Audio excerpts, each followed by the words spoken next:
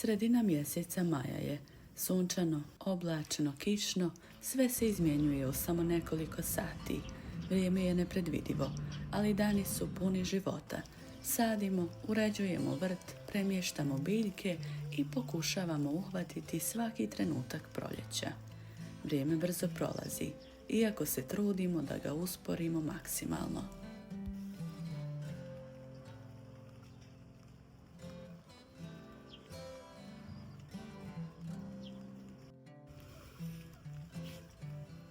Dani su ispunjeni poslom, ali i osjećajem zadovoljstva koji dolazi samo onda kada su ruke blatnjave, a srce mirno.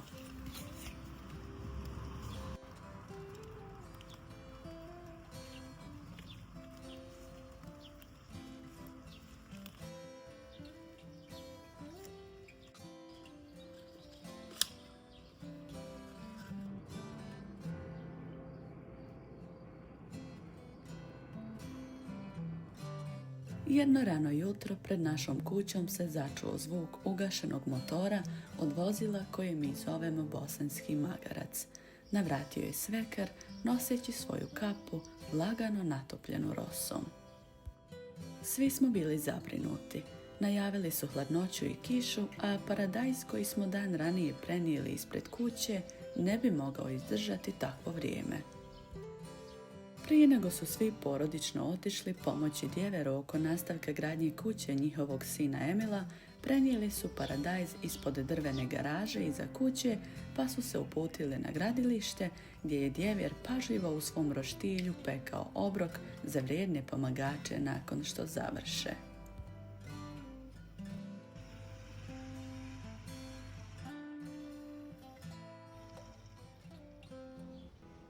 Dolazak na gradilište betonare bio je pravo malo uzbuđenje.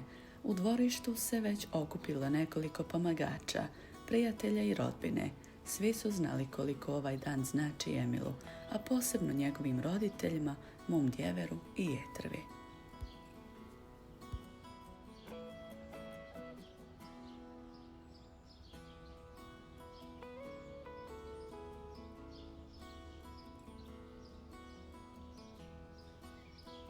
Čim je kamion betonare skrenuo u dvorište, pažljivo su ga svi pratili pogledom i blagom pomoći kako bi on u dvorište skrenuo lakše.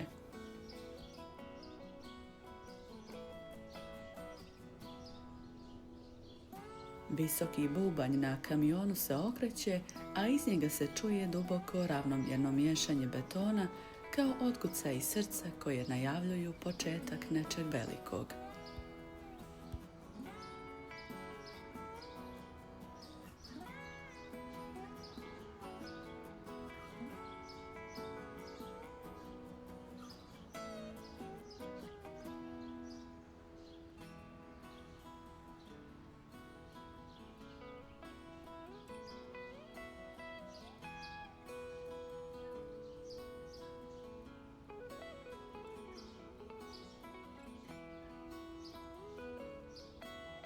Počinje se rasklapati dugačko crijevo koje će nositi beton prema temeljima, polako ga razvlače preko dvorišta do mjesta gdje će biti izlivena prva ploča, osnova Emilovog budućeg doma. Svi gledamo sa uzbuđenjem. Neko šuti, neko daje upute, a neko jednostavno stoji sa strane i upija trenutak.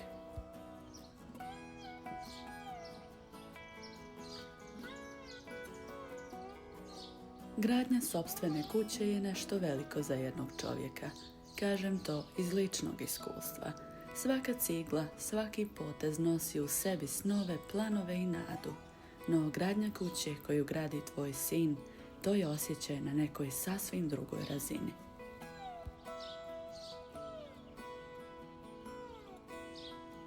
To nije samo pomoć, to je nasljeđe, nastavak truda, dokaz da si ugradio sebe u nekoga tko sada gradi svoj svijet. Te emocije teško je opisati riječima. Mogu ih razumjeti samo oni koji su jednom stajali sa strane, gledali svoga sina kako miješa beton, drži nacrt i govori: ovdje će biti naš dnevni boravak.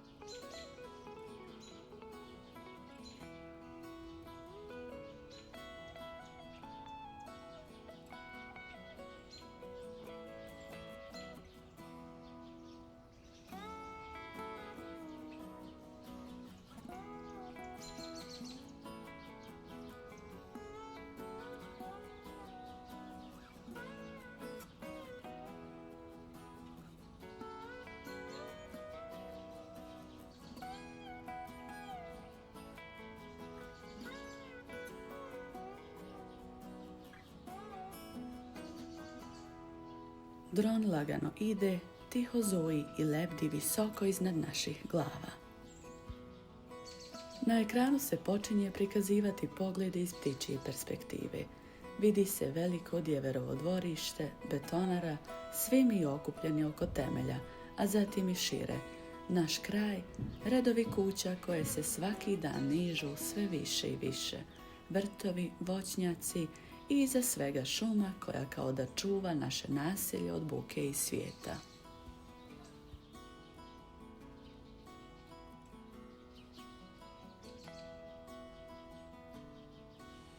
Gledajući te snimke, osjeti se ponos, ne samo zbog kuće, betona, već zbog ljudi, složnih, vrijednih, toplih.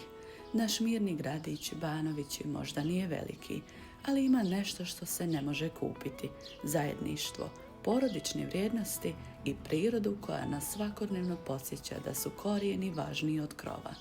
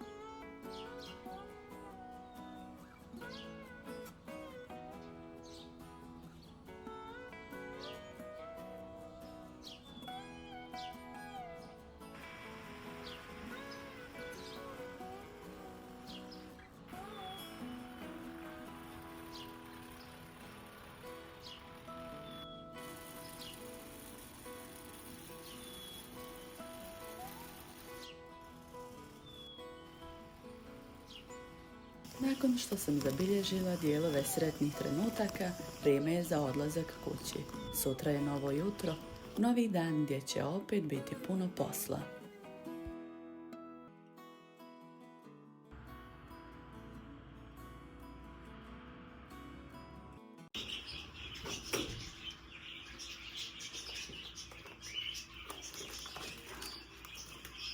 Novi sljedeći dan sam rano ujutro otpočela kod mame, pomažući joj sa sestrom.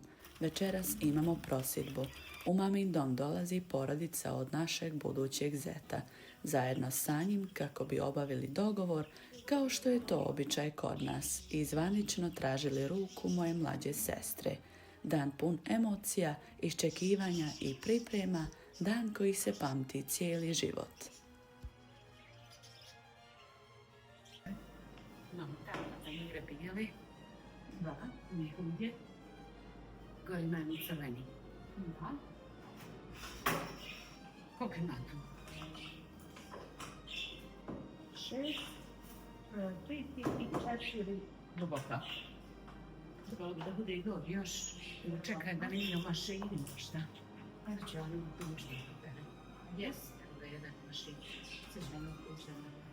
Znači to gore samo je. Gore sam kuću, ispeglaš. Jeste, ispegla, imaš dvije, imaš onu svjetliju i onu. Ja? Sastavite ona dva stola. Znaš no kako sam ti rekao, ona na terasi.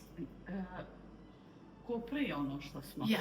Samo primaći ovam od ovog velikog. Jest. Ona je odozda iz onog polkruga, znači... Aj, slika će ti pa ti vidi samo je li dobro odozda. Ja, eto, znači tu... Kaške. No i tu, no i ovdje. Ne znam za koliko će nas biti, znaš. To se vidi. Hoćeš vidi? Što je ovo? Već ti kada. Hvala. Jedan dan.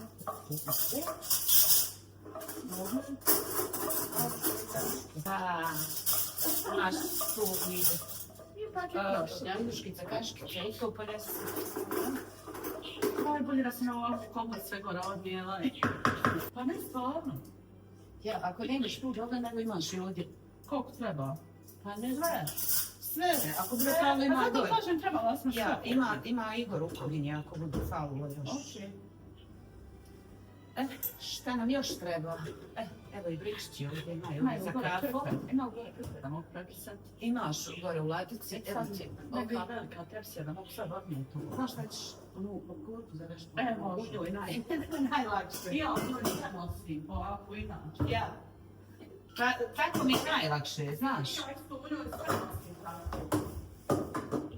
Idemo. Ja. Evo ti ovi. Imaš gore krepa, a Daj mi, da neću razviti možda, samo ovdje ispod da šta stavim. To. ovako. Još treba. Hoćemo proletiti? Vidi, hoćemo šure velike za kafu. Hoćemo, najrahatniji ćemo biti. Čuj, ima gore 6. Ja? Ima i ovdje, evo, 8. Toliko ti treba i ne treba ti više. 6 i ja, neće Mara. nas ne biti više. Jer mislim onako da male stavimo, slomčimo se, sipajući malo puno. Naravno.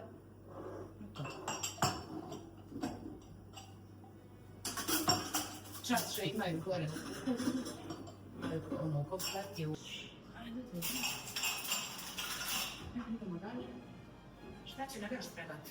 Ovi je opet za mlijeko. Počet se znači odmah. Ja, Krpe, jel imaš gore?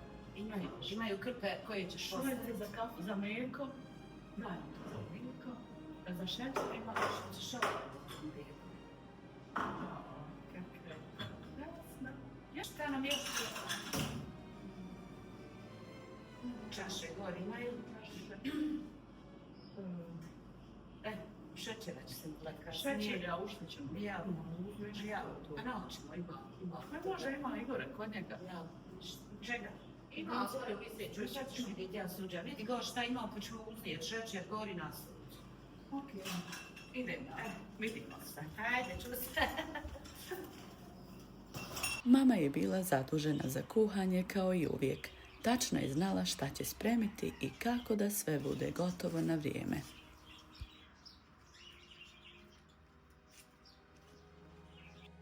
Miris domaće hrane širio se kućom, a mi uz dogovor s mamom bile smo zadužene za sve ostalo oko čišćenja, serviranja i pripremanja prostora.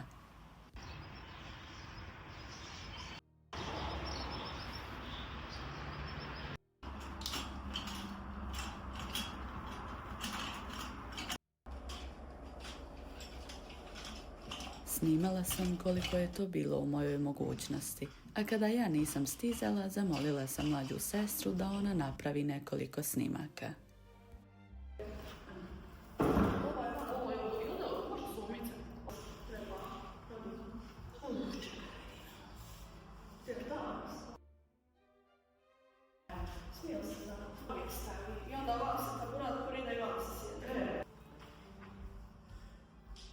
Sjeko. Ja sam više mišljenja da ovo trebalo malo ostaviti u ovom svijetu. Ima isti ukić. Samo moglo poredati. Tako bi rekao. Ja, to ajde, tako ide. Ja, da se moda.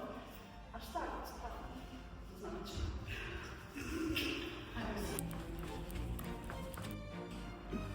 I Sjeko.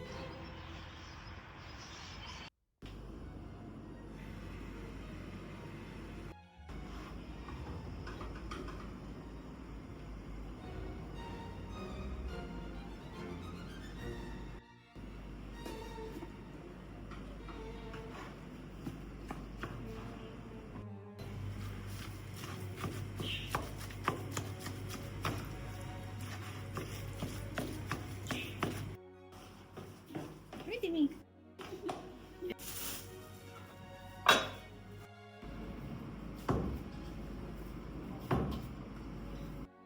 Za 2 bureka i 2 sjednice. To ćete vidjeti malo tamo, ono, napreska kad ja to budem pravila. Valjda ćemo imati malo vremena da to zabilježi. Iskreno, bilo je teško snimati u danu prepunom zadataka, gdje se sve mora stići, a ništa ne smije biti zaboravljeno.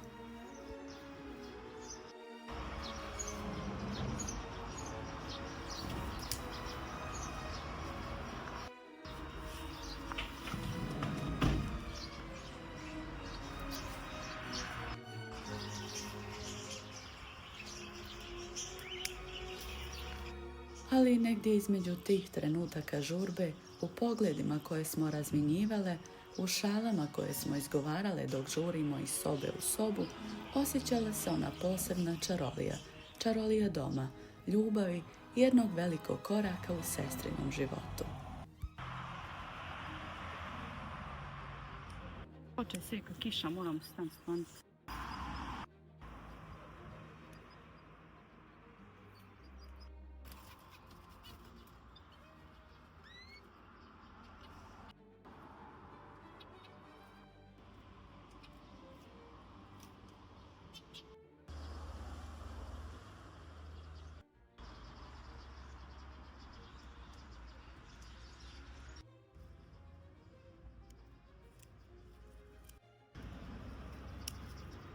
Ima umanet, prenijet ćemo tu mlađu. Volim isto ruzmarin, bosiljak, mentu. Ima, ja posadila samo ako ne strada, kod mene ima bosljak. Čitala ja kako to je to svi. I zato kod koliko dobro da bude. Vidjela?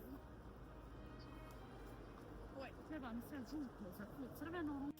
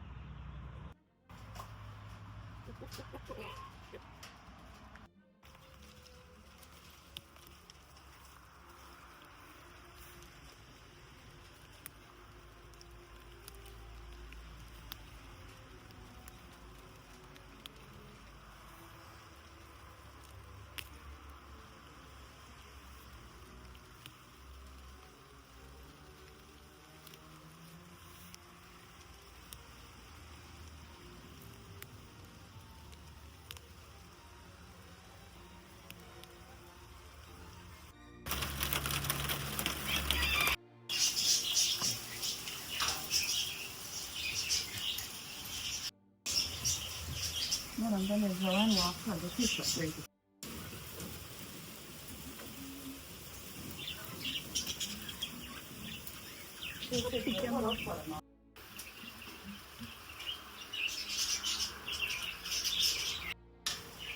Niste voli živku.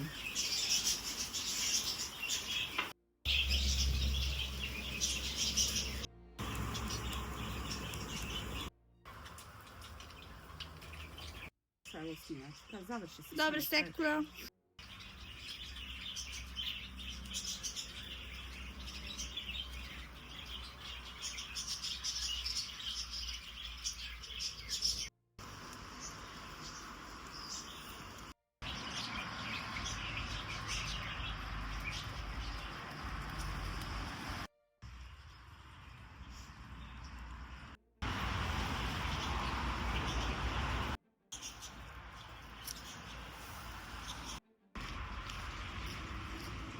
Nadam se da će video koji sam uspjela sastaviti uspjeti prenijeti barem dio te atmosfere oko pripremanja skromnog dočeka iz Mladenkine kuće.